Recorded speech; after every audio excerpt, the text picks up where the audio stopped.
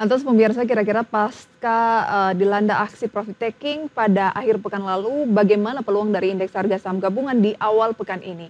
Nanti akan kita ulas, namun sebelumnya kita lihat agenda ekonomi dan agenda emiten berikut ini. Agenda ekonomi global ada dari Eropa berupa indeks manajer pembelian zona Eropa di bulan September dan beberapa agenda lainnya pemirsa. Dapat Anda saksikan selengkapnya di layar. Kita beralih pemirsa ke agenda emiten. Dari MSIN ada pemberitahuan RUPS, kemudian MNC Digital Entertainment juga akan,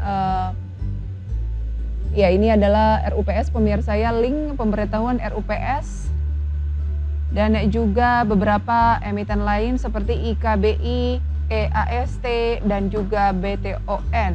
EAST adalah tanggal dividen tunai. Kita ke update dari Bursa Asia pada pagi hari ini, apakah masih dilanda aksi profit taking pemirsa atau sebaliknya? Nikkei Jepang tutup sementara Straits Times Singapura dan Kospi Korea naik tapi tipis atau cenderung stagnan pemirsa, dan Hang Seng Hong Kong turun 0,12%. Tampaknya ada kemungkinan IHSG juga akan melanjutkan koreksinya pada pagi hari ini. Untuk membahasnya lebih jauh pemirsa, kita akan menyapa Mas Reza Priambada, Direktur PT Reliance Sekuritas Indonesia Tbk. Mas Reza, selamat pagi. Halo, selamat pagi. Halo, selamat pagi. Terima kasih sudah join pada pagi hari ini, Mas Reza. Setelah mendaki berkali-kali begitu ya, dan ada peluang dikatakan bisa ke 8.000, ternyata indeks harga saham gabungan di akhir pekan kemarin dilanda aksi ambil untung. Kalau dikatakan penyebab utamanya adalah saham brand yang anjlok 20%, memang demikian ya, Mas Reza, atau seperti apa? Iya, baik, terima kasih Mbak. Jadi kalau saya lihat sebenarnya pergerakan dari IHSG ya di saat banyak pelaku pasar, kemudian banyak analis, bahkan banyak trader yang memperkirakan bahwa IHSG akan tereforia sampai ke level 8.000, justru di situ peluang bagi IHSG untuk menuju ke level tersebut sebenarnya mulai berkurang gitu ya. Karena apa? Karena kita melihat posisi IHSG yang berada di level saat ini ya, apalagi sudah menyentuh di atas level psikologis resistennya di atas 7.700 bahkan lewat 7.800, sebenarnya memberikan peluang untuk terjadinya profit taking gitu. Nah, kebetulan dengan adanya berita bahwa brand tidak masuk opsi ini memberikan peluang bagi IHSG untuk mengalami pelemahan. Jadi pelaku pasar memanfaatkan pemberitaan tersebut untuk profit taking seperti itu. Nah, dengan adanya pelemahan terhadap saham brand yang dimana boleh dikatakan market cap brand cukup dominan di mana di IHSG, ini akhirnya membuat IHSG mulai penurunan dan juga terimbas ke saham-saham big cap lainnya. Baik. Kalau lebih jauh berbicara mengenai brand ini kan keluar dari indeks FTSE karena tidak memenuhi persyaratan free float. Hanya 4 pemegang saham yang mengendalikan 97% total saham yang diterbitkan. Sejauh mana sih sebenarnya ini dianggap sesuatu yang kurang baik mungkin ya menurut FTSE, indeks FTSE begitu, makanya brand ini dikeluarkan, Mas Reza? Iya, sebenarnya kan kalau kita lihat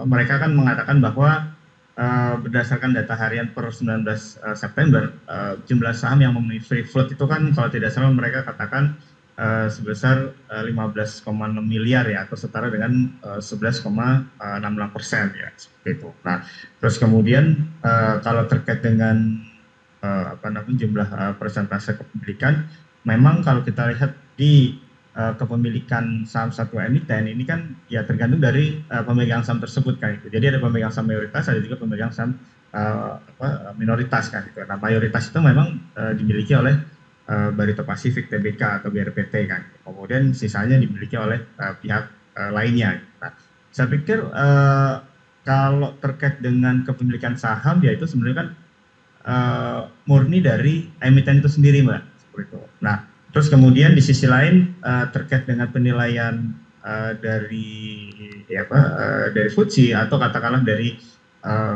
penerbit indeks itu kan juga ada kriteria-kriteria tertentu. brand ke dalam ke dalam indeks FTSE dikarenakan free float, ya ini mungkin ada pertimbangan-pertimbangan tertentu dari FTSE emiten mana yang memenuhi free float mereka gitu. Nah, tapi kalau saya pikir dengan dengan keterangan yang disampaikan oleh brand, saya pikir ini menjadi menjadi bukti positif gitu bahwa brand ini sebenarnya kan sudah menjalankan praktek ESG yang baik ya. Artinya jumlah free float mereka juga sudah di atas sudah di atas 10%, terus kemudian juga kepemilikan di publik itu juga cukup besar juga. Baik. Tapi Mas Reza, kita meng-highlight ini terkait hanya 4 pemegang saham yang mengendalikan 97% total saham yang diterbitkan. Seperti apa sih sebenarnya dampaknya ketika sebuah emiten ternyata fenomenanya seperti ini gitu, seperti saham brand ini yang hanya 4 pemegang saham yang mengendalikan 97% total saham yang diterbitkan? Iya, jadi gini Mbak, kalau di peraturan pasar modal itu kan dikatakan bahwa pihak pengendali itu kan kalau tidak salah itu kan sudah di atas 51% ya seperti itu. Nah, tapi kalau kita lihat yang tadi Mbak Prisa sampaikan ya 97% ini kan merupakan gabungan gitu Mbak. Betul. Ya, gabungan dari 4 pihak tersebut kan gitu. Makanya tadi saya bilang mayoritas itu masih dimiliki oleh Barito Pasif BRPT. Jadi kalau kita katakan siapa pengendali dari brand, itu sebenarnya adalah si BRPT, coba. Karena kepemilikan mereka itu kan per 19 September ya berdasarkan keterangan mereka itu kan ada sebesar 64,6% sekian ya. Itu adalah sebagai pengendali itu. Sementara sisanya ketiga pemegang saham lainnya yang termasuk tadi Mbak sampaikan dari 4 pemegang saham itu kan sebenarnya bukan pengendali Mbak. Nah ini yang mungkin masyarakat atau publik perlu diklarifikasi bahwa 90% itu merupakan gabungan dari 4 pemegang saham. Pengendali brand itu masih BRPT gitu. Jadi sebenarnya yang tiga pemegang saham lain itu sebenarnya bagian dari publik gitu. Makanya kalau kita lihat memang 95%, tapi dari sisi itu kan 11% kan itu. Artinya yang ketiga pemegang saham lainnya itu kalau nggak salah ada Era, Jupiter dan lain sebagainya itu kan bagian dari publik begitu, dan mereka bukan pengendali perusahaan. Baik. Nanti akan kita bahas lebih jauh terkait dengan brand ini secara teknikal, kemudian juga seperti apa indikator-indikator fundamentalnya usai jeda pemirsa ya, dan juga Mas Reza. Kami akan segera kembali sesaat lagi.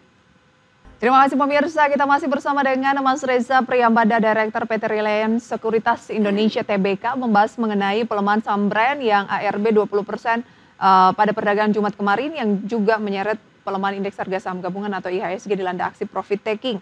Baik, apa sih sebenarnya Mas Reza yang dikhawatirkan kalau ternyata brand ini hanya 4 pemegang saham yang menjadi pengendali, seperti informasi yang beredar pada Jumat kemarin? Apa yang paling dikhawatirkan sebenarnya? Iya, jadi sebenarnya yang dikhawatirkan itu adalah terkait dengan likuiditas ya, gitu. Likuiditas dari pergerakan saham brand ini gitu kan. Karena apa? Karena kalau kita lihat secara umum bahwa yang namanya pergerakan saham itu kan yang dilihat adalah likuiditasnya. Nah, sementara persepsi di masyarakat atau di publik itu disampaikan bahwa pengendali dari brand ini hanya 4 pemegang saham yang terbesar. Nah, sehingga persepsi yang muncul adalah bahwa nanti brand ini tidak liquid. Itu yang menjadi kekhawatiran gitu. Karena tadi ada mispersepsi dari berita. Baik. Tapi kalau analisis dari Mas Reza sendiri bagaimana untuk saham brand ini? Rekomendasinya juga seperti apa?